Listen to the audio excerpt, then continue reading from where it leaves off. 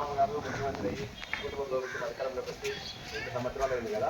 2 సంవత్సరాల్లో ఎన్నో సంక్షేమ కార్యక్రమాలు, అభివృద్ధి కార్యక్రమాలు చేస్తున్నాము. వాటన్నీ సక్రమంగా మీకు అందుతున్నాయా లేదా తెలుసుకోవడానికి మీ ముందుకు వచ్చాము. అందుతున్నాయి కదా. ఇది పెన్షన్ ఫస్ట్ మాట ప్రకారము అధికారంలోకి వచ్చిన వెంటనే 1000 రూపాయలు పెంచడం జరిగింది.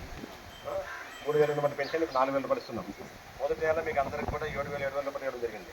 దానికి కారణం ఏమిటంటే అధికారంలోకి రాకముందు 3 నెలల నుంచి మీకు పెంచడం జరిగింది. ముఖ్యంగా ఇప్పుడు బియ్యం విషయంలో కానీ, తర్వాత మీ ఇంట్లో బడికి పోయే పిల్లలు ఉన్నారా? వాళ్ళందరికీ తల్లికి వందనం డబ్బులు పడుతున్నాయి. ఇంతకుముందు ఎంతమంది పిల్లలు ఉంటే అంతమందికి ఇస్తామని చెప్పి జగన్మోహన్ రెడ్డి గారు ఇవ్వలేదు.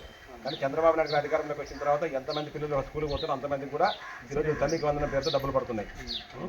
ఆడవాళ్ళకి బస్సులో ఫ్రీ, తర్వాత 3 సిలిండర్లు ఇస్తున్నాం.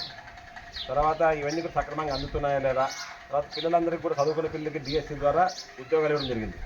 ఇవన్నీ కార్యక్రమాలు తెలపడానికి మీ దగ్గరికి వచ్చాము. అంత సంతోషంగా ఉన్నారు కదా. మీరు ఎంత బాగా సంతోషంగా ఉండాలా.